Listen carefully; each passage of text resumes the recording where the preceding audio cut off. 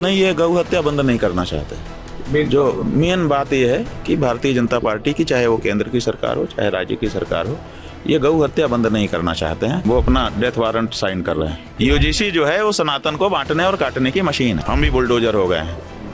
हमें जो सामने आएगा, अगर वो गौ हत्यारा है तो बुलडोजर उसके ऊपर चढ़ेगा। थोड़े दिन पहले ही इन्होंने कहा था कि एक बहुत बड़े घोटाले का सारा सबूत हमारे पास आ चुका है, और ये कहने के बाद ही इनके साथ एक घटना घट गई।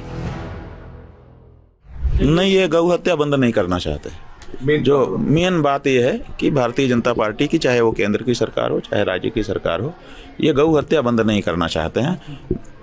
बस वो कहते हैं कि ये बात तेजी से उठा रहे हैं, इनकी बात को दबाओ, गौ हत्या बंदी की बात ना करे जाए। डिप्टी सीएम क्या लेट कर दिए आप तक अपना निवेदन? डिप्टी सीएम जो है, उन्होंने क्या लेट किया, क्या वो किया, वो तो उसी सरकार का ही अंग है ना। उनको हिम्मत करके आना चाहिए था।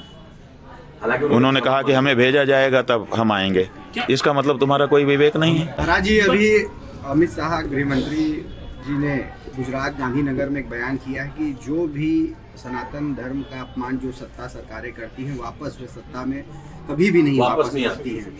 तो हाँ, तो समझिए कि वो अपना डेथ वारंट साइन कर रहे हैं। मंच पे इन्होंने कहा बटोगे तो कटोगे, और अब बांटने और काटने का मशीन ला करके रख दिए हैं यूजीसी। तो सनातन यूजीसी जो है वो सनातन को बांटने और काटने की मशीन है। ये सनातन महाराज जी कैसे आगे लड़ेंगे? महाराज जी, वो नहीं लड़ पाएंगे, क्योंकि उनका उद्देश्य ही है सनातन को समाप्त करना। चोला सनातन का और चोट सनातन को। सरकार होगी, कौन उसका मुखिया होगा, कौन क्या होगा, कौन नेता है, कौन पार्टी है, ये सब हम कुछ नहीं देख रहे हैं। हम भी बुलडोजर हो गए हैं। हमें जो सामने आएगा, अगर वो गौ हत्यारा है तो बुलडोजर उसके ऊपर चढ़ेगा। चारों शंकराचार्य कब अलग अलग थे? चारों शंकराचार्य सदा से एक हैं।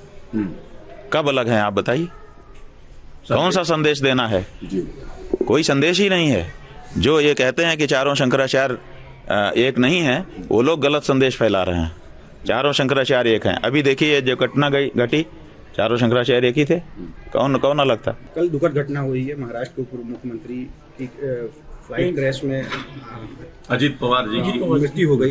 इस पर ममता बनर्जी ने सुप्रीम कोर्ट से जांच की मांग भी की है।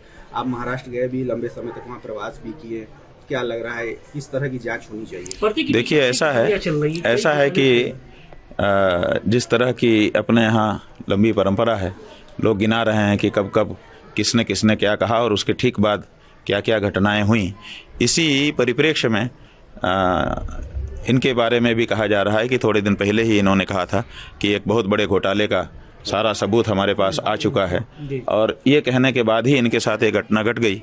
इसीलिए लोगों के मन में इस बात का संदेह है कि कहीं इनके साथ कोई घटना कारित तो नहीं की गई। इसी के पहले गुजरात के पूर्व मुख्यमंत्री, वो भी अचानक ही चले गए थे, और उसके बारे में भी लोगों ने शंका उठाई थी। उसके बाद ये घटना घटी है। इसके पहले भी कई घटनाएं घटी हैं, तो लोगों के मन में शंका है। हमारा कहना है कि अगर किसी मामले में शंका हो तो बिल्कुल जांच करा करके उसको जनता के सामने स्पष्ट कर देना चाहिए। तो अगर कोई जांच की मांग है, क्या दिक्कत है जांच करने में?